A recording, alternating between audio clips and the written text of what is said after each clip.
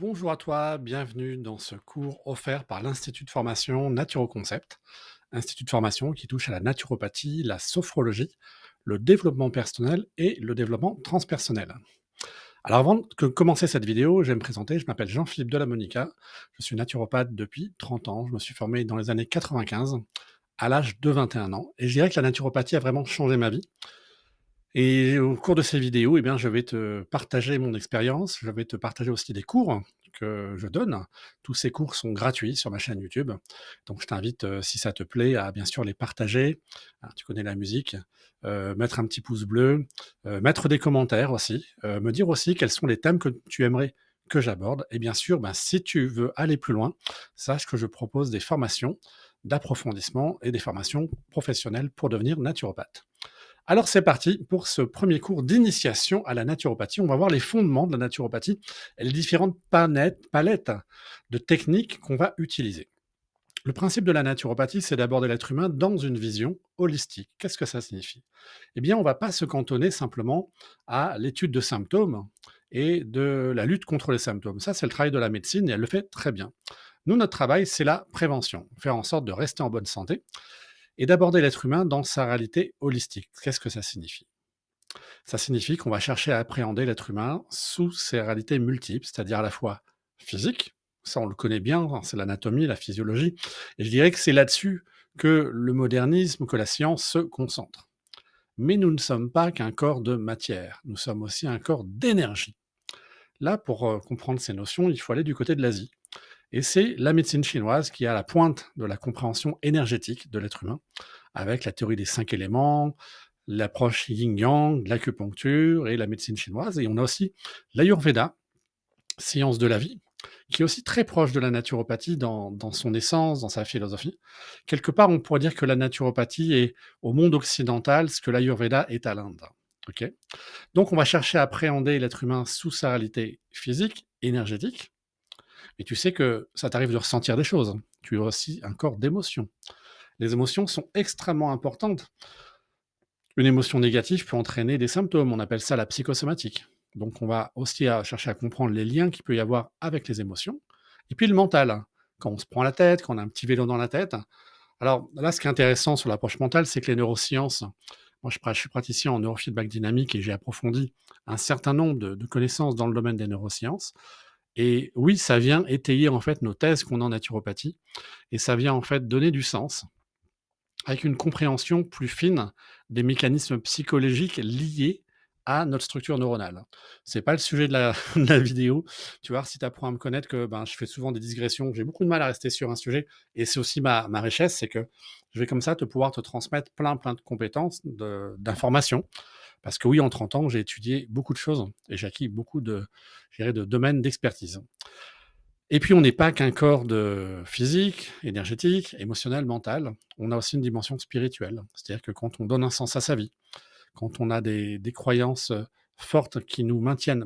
La question n'est pas de savoir si une croyance est juste ou mauvaise, c'est de savoir qu'est-ce que ça nous apporte, enfin juste ou bonne, c'est-à-dire est-ce qu'il y a une vérité dans nos croyances. Je me suis passionné pour tout ce qui est, comment dire, mythologie, croyances, peuple premier, et cetera. Il y a tellement de représentations de l'humain dans son rapport au monde. La question pour moi n'est pas de chercher la vérité, c'est de voir qu'est-ce que ça nous apporte. Concrètement, entre 2 personnes, l'une qui a une croyance forte et une qui ne croit en rien, qui est en soi une croyance, eh bien, la personne qui a des croyances fortes, par exemple, en la vie après la vie, des choses comme ça, vous voyez, qui a une spiritualité forte, ça va être beaucoup plus facile d'aborder les expériences douloureuses de la vie. C'est ce que je peux observer à travers mes 30 années de pratique en cabinet. Donc pour moi, la question n'est pas de démontrer si c'est vrai ou faux, c'est plutôt de chercher à accompagner et à trouver des solutions pour mieux vivre et améliorer la condition humaine. Et je crois que c'est le fond du sujet. Alors, en naturopathie, on a une notion qu'on appelle la notion de terrain. On nous parle de terrain. Alors, qu'est-ce que ça veut dire? Ben, c'est comme une plante. Imagine si tu as une terre qui est pauvre.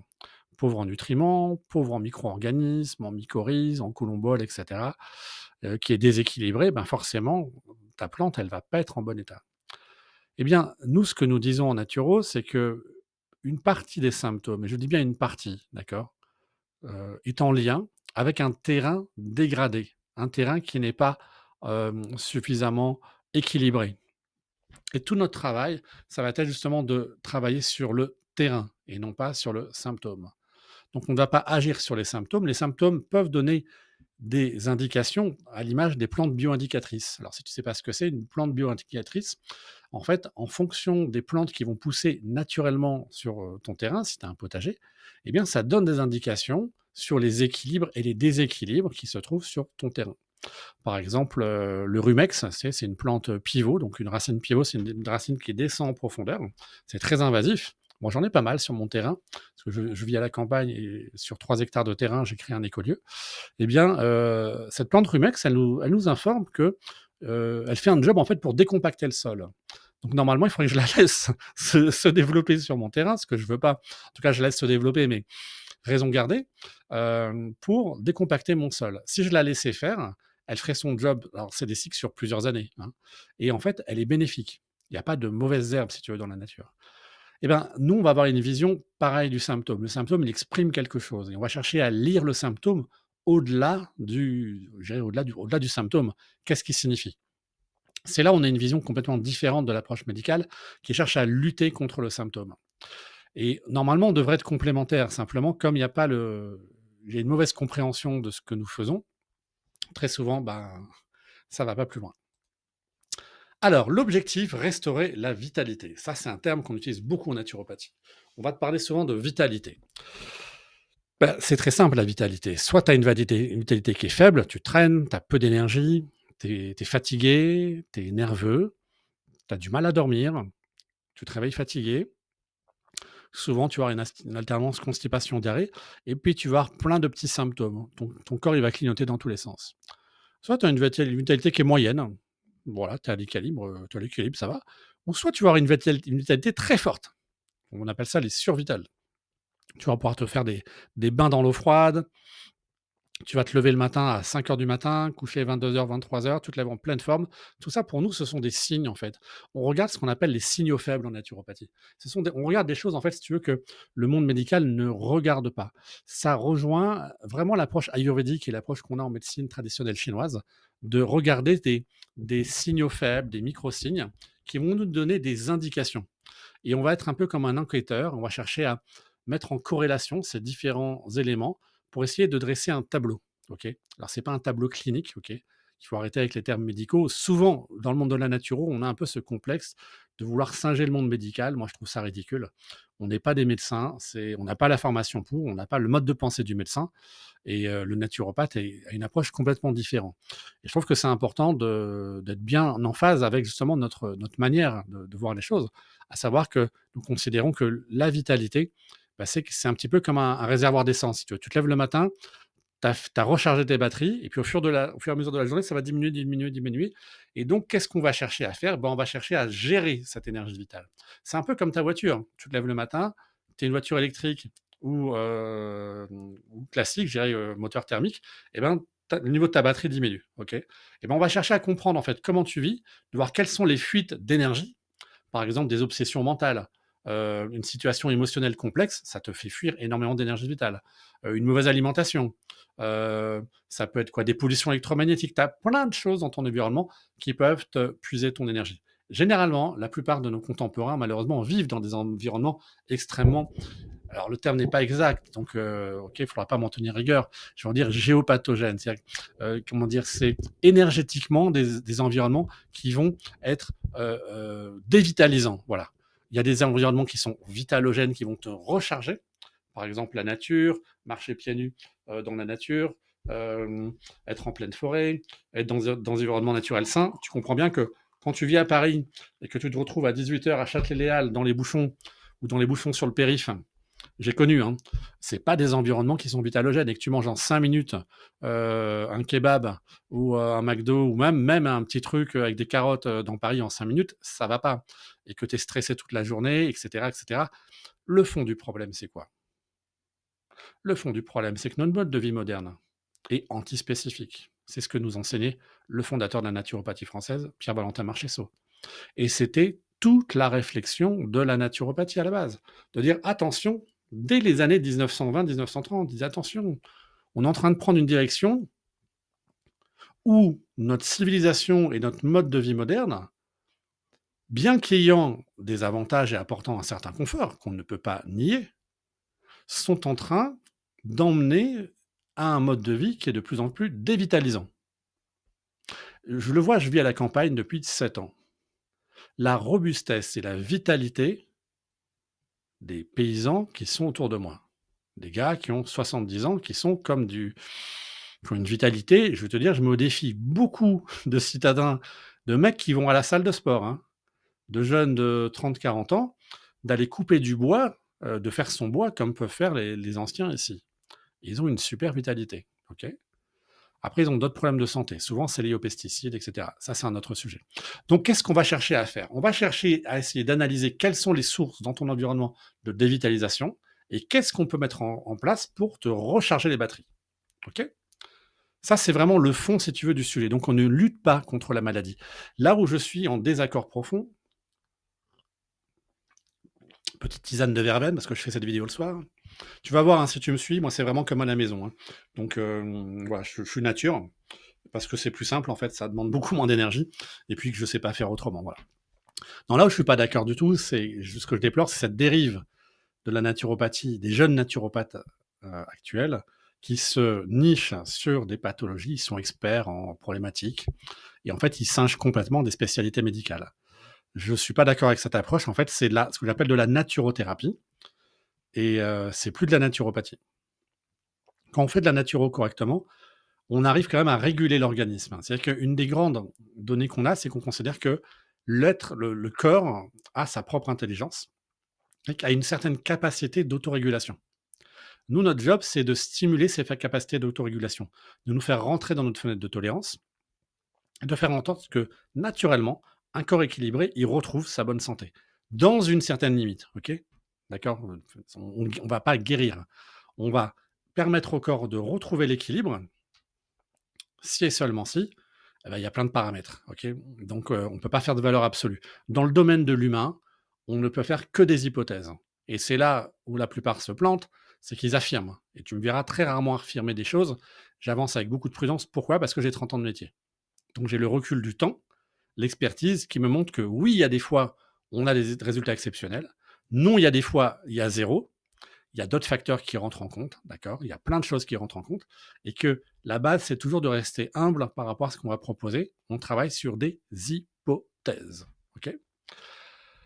Alors, les 10 techniques. En fait, ce qui est marrant, c'est qu'aujourd'hui, on nous enseigne, bon, il y a 10 techniques, mais en pratique, concrètement, dans la plupart des écoles de naturo, on enseigne 3, 4 techniques et les autres sont survolées. Comment c'est venu ces 10 techniques? C'est venu en fait de l'observation d'une situation réelle. C'est-à-dire qu'on est parti du monde réel. Et après, ça a été une observation, et après, ça a été codifié. Cette observation, elle nous vient de Pierre-Valentin Marchessault, qui, à l'âge de 25 ans, est parti aux États-Unis, dans un centre hygiéniste. Alors, c'est quoi un centre hygiéniste? En Californie, ben, si tu imagines, sur plusieurs centaines d'hectares, c'est un lieu où des gens arrivaient de partout aux États-Unis, des gens qui soit souffraient de maladies, soit venaient en cure, et ils venaient se faire des cures de santé. À l'époque, on appelait ça des cures de santé. Et là, pendant 3 semaines, ils devaient vivre selon certains principes. Se lever tôt le matin, se coucher tôt le soir, se lever tôt le matin, aller s'exposer au soleil, faire des respirations au soleil. Tiens, on a, tu vois, la chronobiologie, le rythme, on se lève tôt le matin, donc on se recale par rapport au cycle de la nature. On va respirer le soleil, la respiration, les rayons du soleil. On va prendre des bains de soleil entre 7h et 9h du matin, avant que le soleil soit trop chaud. On va aller se baigner dans de l'eau froide. S'il y a un ruisseau par là, ben on va se baigner dans le ruisseau. Là, c'est l'hydrothérapie. Et puis, on va manger que des aliments crus. Et puis, on va prendre des tisanes de plantes. Ah, on a l'alimentation. On mange que ce qui pousse localement. Phytothérapie, les plantes. Et puis, on va recevoir des massages, des techniques réflexes. Ah, on a les techniques manuelles. Et puis, on va faire de l'exercice physique. Et puis, on va échanger, on va parler, psychologie. Et puis, on va peut-être aussi sortir des émotions, thérapie émotionnelle. En fait, tout ça est venu en fait d'un mode de vie qui était lui-même issu. Alors là, je sais que je vais en scotcher beaucoup. Je ne sais pas si je dois te le dire. Est-ce que je te le dis ou pas? Tellement que c'est pas que c'est indécent, tellement que c'est puissant en fait. Ce que pratiquement personne ne sait dans le monde de la naturo.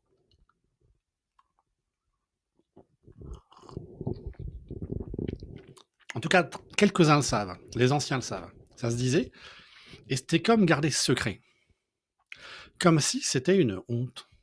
Et moi, quand j'ai découvert ça, que ça m'a été confirmé par des anciens naturaux qui j'ai la chance d'être en relation, si tu veux, avec des gens qui ont côtoyé Marchesso. Donc, j'arrive vraiment à faire cette filiation et cette continuité dans le temps. Et je dis pas ça, j'ai aucune gloire, tu vois, à te dire ça, mais je pense être le seul en France aujourd'hui à être dans cette connexion-là. On sait que le mouvement hygiéniste naturaux est parti des États-Unis. Mais ce qu'on sait moins, c'est comment il a démarré aux États-Unis. On te dit, tiens, ça a démarré là par Bénédicte Lust, un tel, un tel, ok. Mais comment ça a démarré au fait? Pose-toi la question. On est dans les années 1850. Qu'est-ce qu'il y a aux États-Unis dans les années 1850? Il y a la fin des grandes guerres indigènes. Les Indiens ont perdu la guerre. Ils savent que militairement, face à l'homme blanc, ils ne pourront pas gagner la guerre. Et à ce moment-là, les chamans amérindiens, les chamans indiens,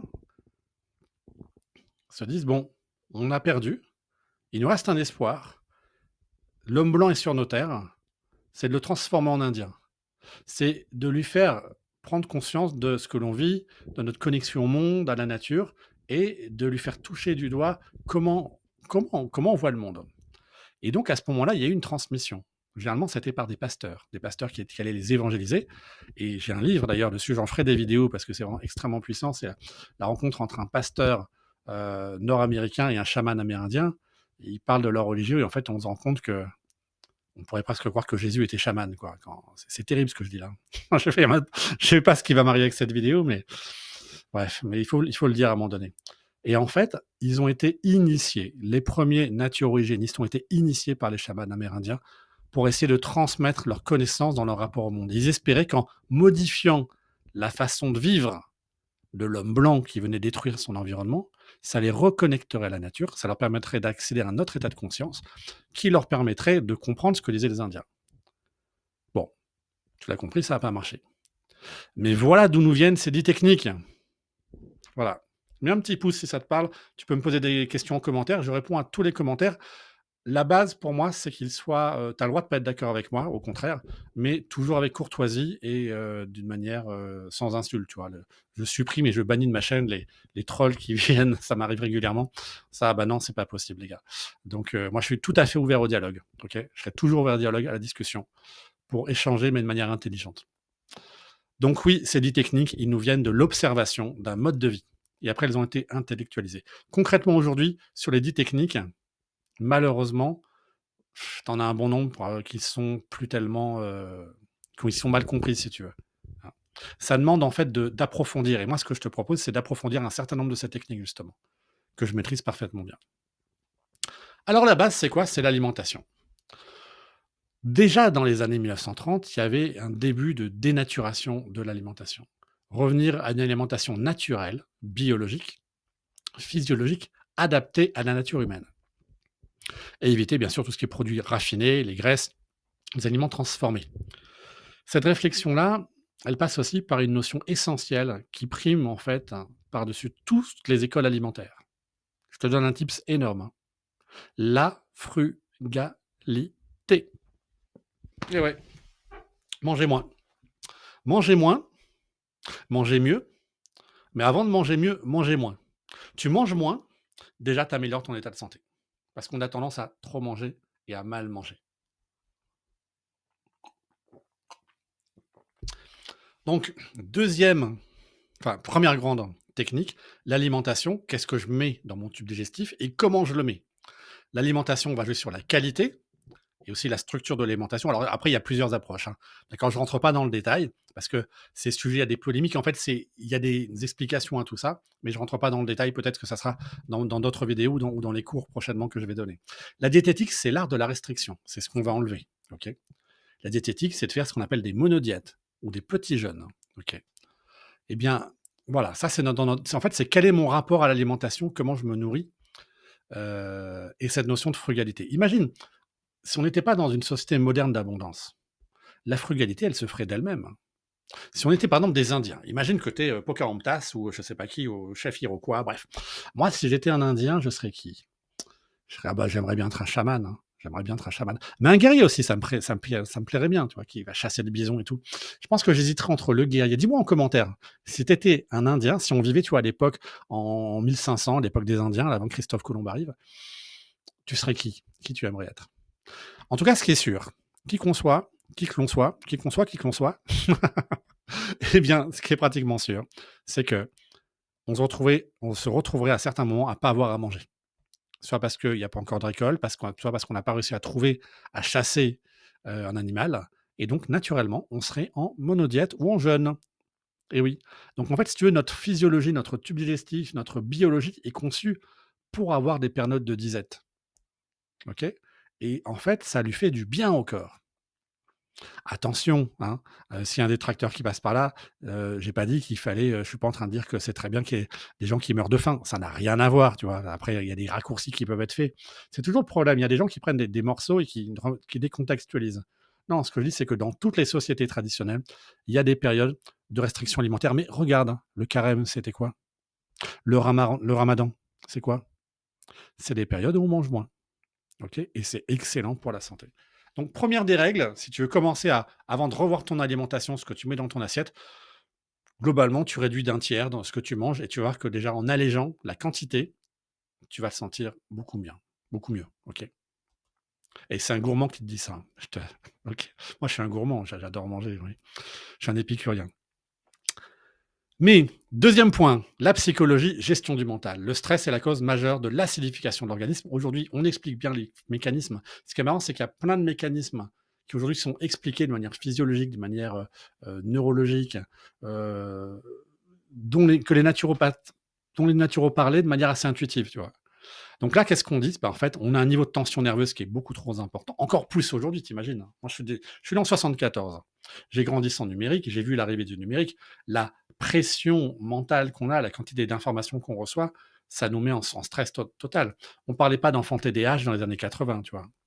Et là, qu'est-ce qu'on dit? Qu'il est important de se relaxer, de faire de la méditation et de travailler sur les émotions pour l'intégration des émotions. Tout ça, tu vois, les naturopathes l'abordent, mais pas suffisamment. Ça demande clairement des formations complémentaires. Moi, c'est l'objet de certaines formations que je propose. J'ai développé une méthode d'accompagnement avec le test des couleurs de Lucher qui permet à la fois de, bref, il y a plein de choses, on en reparlera plus tard.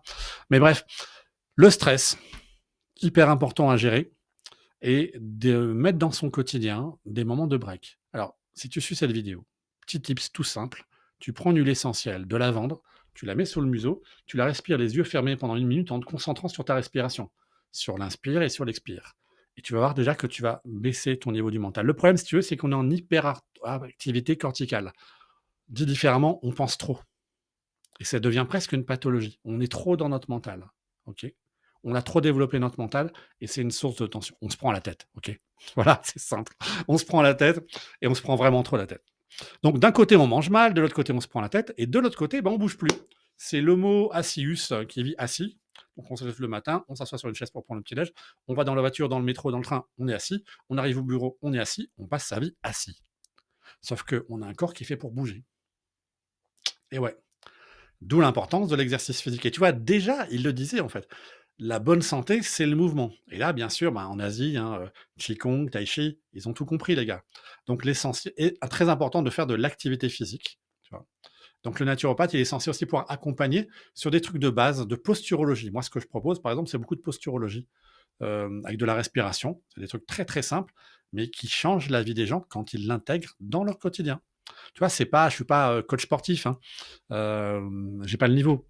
Par contre, j'ai le niveau de pouvoir prendre quelqu'un qui n'est pas du tout de sport, lui donner des petits tips tout bêtes qu'il va appliquer dans son quotidien et qui vont petit à petit le remettre dans le mouvement. On fait un peu un office, si tu veux, de carrefour, d'aiguilleur. Il y a un côté très généraliste, très holistique dans la nature. Ouais. Alors, autre point, quatrième technique, l'hydrologie. Utilisation de l'eau. Et oui, les thermes, les bains, ça a toujours été dans les approches de santé. Et là, clairement, on a l'eau chaude, on a l'eau froide, on a la bouillotte. On a voilà, différentes techniques qui sont hyper simples, qui coûtent pratiquement rien et qui sont super efficaces. OK?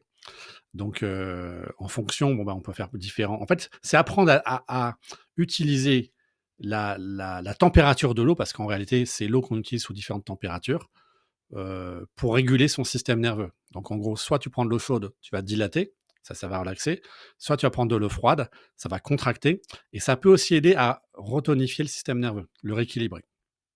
Les plantes, alors tu vois, nous on parle pas de phytothérapie, on peut dire phytologie. C'est l'utilisation des plantes, mais dans son quotidien. Par exemple, tu vois, j'ai ma petite tisane de verveine. Le soir, moi, je fais ma tisane de verveine. Le matin, je fais ma tisane de romarin de thym. Et je vis avec ces plantes. Ok.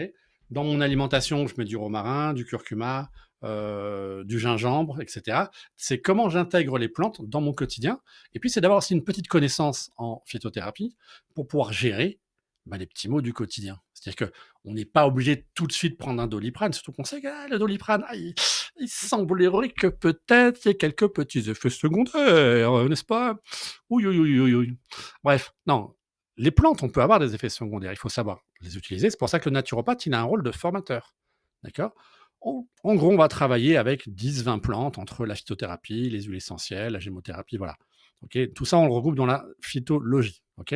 L'idée, c'est chez toi, tu as un petit peu d'huile essentielle, tu as un petit peu de plantes. Comment tu gères ta santé, en fait? Comment tu vas faire pour optimiser? Hein, grosse journée, je suis stressé. Bon, bah, je vais prendre telle plante. Et puis après, ça rentre dans le quotidien aussi, parce que, par exemple, moi, la verveine, et je dors super bien. C'est une plante qui me correspond parfaitement bien. D'ailleurs, je t'incite à te faire des tisanes de verne vrai, Lipia citriodora, le soir au coucher, et tu vas voir, tu dors comme un bébé. C'est magnifique, tu as un sommeil qui est profond, c'est super agréable. Ok. Donc c'est ça, c'est l'intégration des plantes dans notre quotidien pour optimiser notre qualité de vie. En Chine, ils ont des plantes tout le temps. C'est intégré, si tu veux. Mais avant, c'était intégré aussi. Nous, c'est il n'y a pas si longtemps que ça a été perdu. En gros, si tu veux, pour faire simple, Première Guerre mondiale, bam. Deuxième Guerre mondiale, bam. Arrivée de l'industrie pétrochimique et tout, bam. Et heureusement, on a sauvé les plantes grâce au mouvement de la naturo, à la phytothérapie, grâce au magasin bio. Et là, il y a vraiment un renouveau. Ok. Donc, c'est important aussi de consommer des plantes pour soutenir les petits producteurs qui font des plantes. Donc, vraiment, les plantes doivent faire partie de ton quotidien. Hein. Ça, c'est super important. Et les plantes, c'est pas que le café, d'accord. Hein. Me dis pas, non, moi je fume du tabac, c'est une plante. Non, c'est non recevable. Non, non. Ou alors tu fumes du tabac déjà sans je crois que ça s'appelle American Spirit, c'est ça. Il y a un tabac sans substance. Ok. Tu prends un tabac qui a rien, c'est déjà mieux. Ok. Bon, alors pense à mettre un pouce, à t'abonner, à comment dire, faire un commentaire, à t'abonner, à mettre la cloche. C'est la séquence pub parce qu'en fait, il faut le dire parce qu'en fait, sinon les gens ils y pensent pas forcément. Donc vraiment, c'est important pour moi, pour la chaîne, si ça te plaît, tu vois, ce type de format, vraiment pour me soutenir parce que je suis une toute petite chaîne YouTube et voilà. Et puis pense à partager, pose-moi des questions aussi. Je suis là pour te répondre, donc je te répondrai toujours. Sauf si la question elle est complètement loufoque, là je dirais bon, Joker, voilà. Alors on continue. Sixième technique, les techniques manuelles, les massages pour détendre et stimuler la circulation. Et oui, c'est pareil. Dans plein de sociétés, c'est normal de se papouiller, de se masser. Regarde les singes, qu'est-ce qu'ils font? Ils se papouillent. Nous, on se touche plus. Oh là là. Réhabiliter le massage, en famille, dans les couples. Et puis, tu as des techniques, hein, si ça peut être délicat de masser tout le corps, ce que je peux comprendre. Hein. Il y a des techniques réflexes. L'intérêt des techniques réflexes, c'est qu'on va passer par les pieds, par les mains, par les oreilles, et on a des super résultats. Moi, je suis spécialiste en réflexologie plantaire. J'ai développé ma propre méthode. J'enseigne. Je suis aussi spécialiste sur les points de Knapp.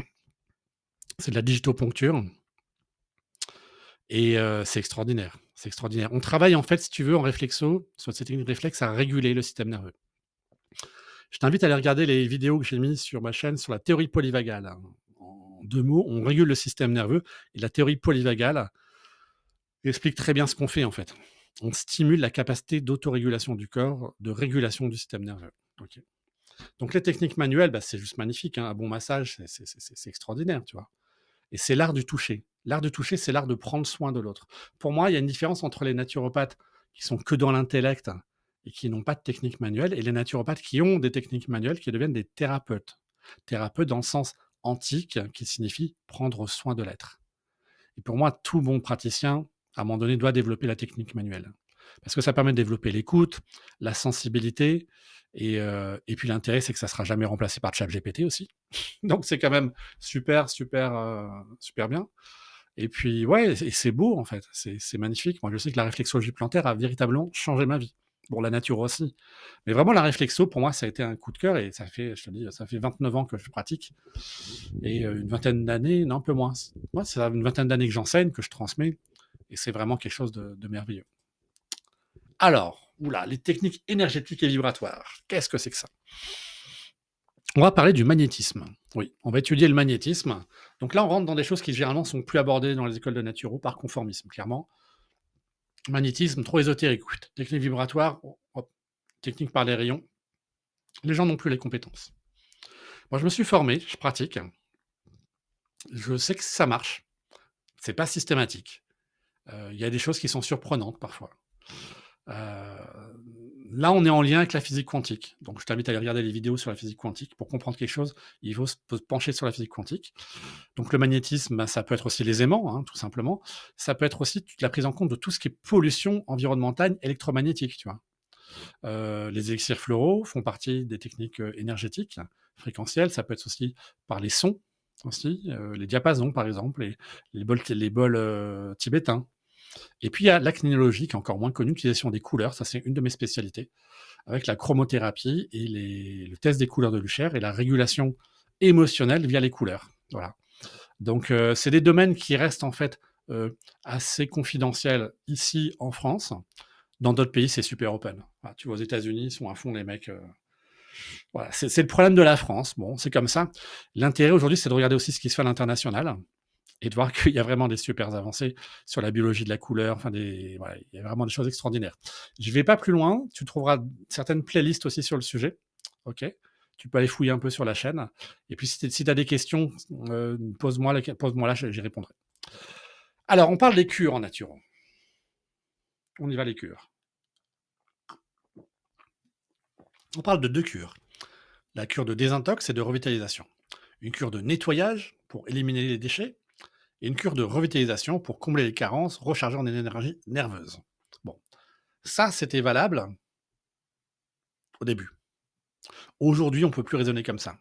Il y a d'autres éléments qui rentrent en compte, comme l'équilibre nerveux, les antioxydants. Si tu veux, notre niveau de vie, pas notre niveau de vie, notre qualité de vie, c'est tellement dégradé.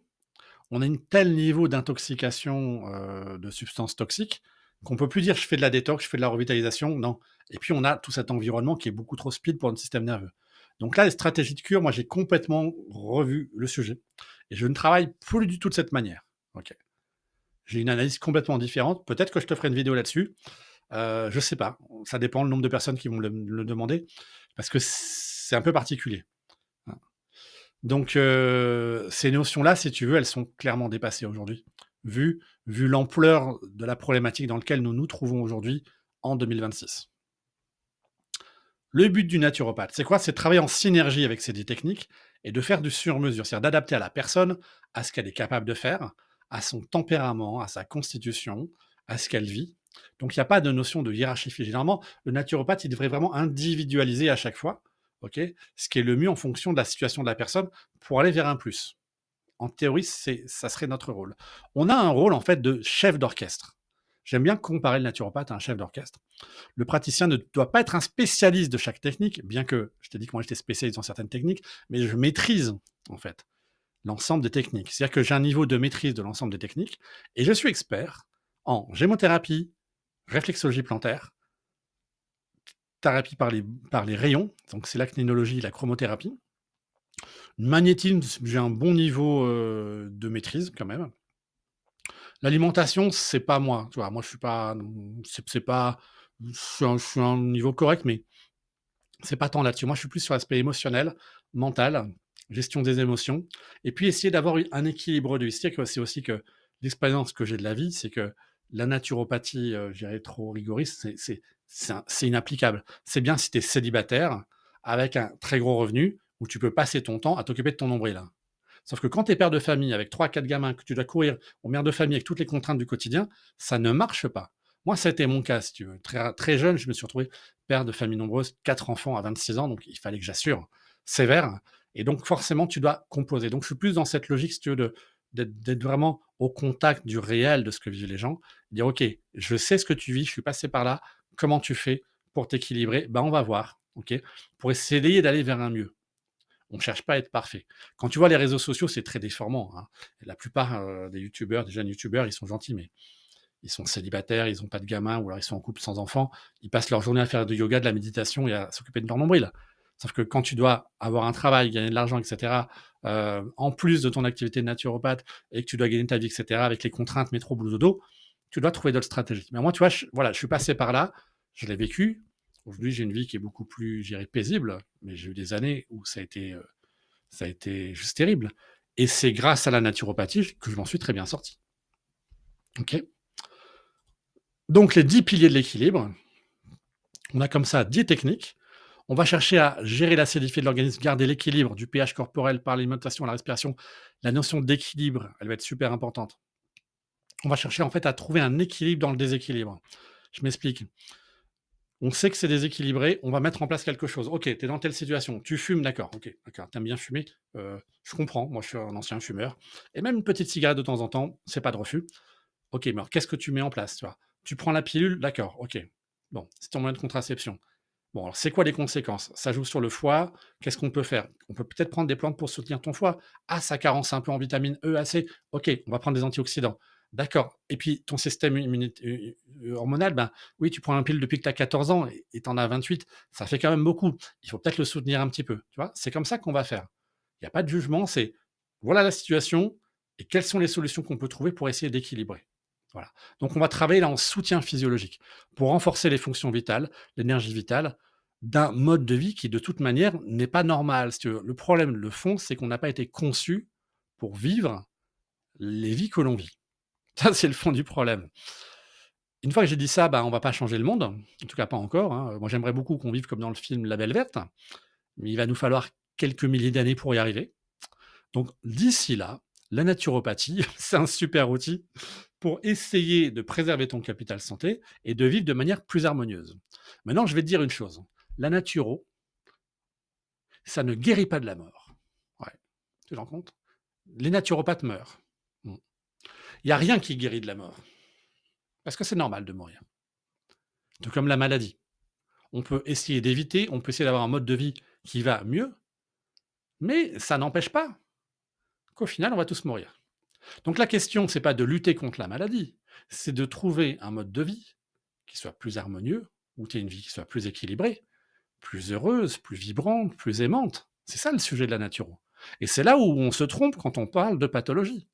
C'est pour ça que dans mon cursus, la pathologie, je prépare une formation pour devenir naturo, mais il y a une approche complètement différente. Les pathologies, elles sont mises accessoires, c'est-à-dire qu'on ne va pas s'en occuper. On n'a pas à rentrer là-dessus. C'est comment on va vivre en harmonie. Comment on va vivre le temps de vie qui diminue. Parce que je ne sais pas si tu es au courant, mais chaque seconde qui passe te rapproche de la mort. C'est une réalité. Donc la question, c'est comment tu vas vivre le temps qu'il te reste à vivre. Est-ce que tu vas chercher à le vivre de manière plus harmonieuse, encore une fois, plus vibrante, plus aimante? Tu vas augmenter, on peut dire, la qualité vibratoire de ce que tu vis? Ou est-ce que tu continues sur la même direction? Voilà, bah c'est ça, pour moi, c'est ça la naturo. Voilà. Et c'est cette naturopathie-là que je veux transmettre, qui était celle d'origine, mais qui a été un petit peu, c'est normal avec le temps, hein, c'est la courbure du temps. Comme le temps est courbé, bah hop, ça fait une sorte de diffraction. Donc, le but, une autonomie de la santé. Utiliser la nature pour se ressourcer, garder sa vitalité et conserver sa santé. Ça, c'est vraiment le but, c'est de développer une autonomie de vie, une autonomie de pensée, pour avoir une vie plus vibrante, plus aimante, et apprendre à s'auto-réparer, à comment dire, harmoniser. Et bien sûr, ça ne veut pas dire qu'on est contre, tu vois, moi je suis pas contre la médecine. Quand j'ai eu une appendicite, j'étais content d'avoir de la morphine. J'étais content, tu vois, donc je ne crache pas dessus. C'est juste la place que l'on met, en fait. Hein. Nous disons, naturopathes, que notre mode de vie conditionne notre bonheur. Notre bonheur, notre bonheur, notre bonheur, notre santé, notre santé, notre santé, notre capacité à aimer, d'accord? Notre équilibre. C'est ça qu'il y a derrière. C'est ça le sujet. Le sujet de fond, il est là. Donc, tu vois, la naturo, c'est vraiment le sens que tu donnes à ta vie. C'est du bon sens. C'est le sens de la nature, c'est le sentier de la nature. Voilà, cette vidéo est terminée. Je te le redis, pense à liker, commenter, t'abonner, partager. Je te remercie, en tout cas, d'être toujours là. Cette vidéo fait quand même 40 minutes. Et aujourd'hui, c'est une prouesse de tenir 40 minutes pour écouter un naturo qui te parle de bonheur, de santé. À bientôt, abonne-toi. Ciao!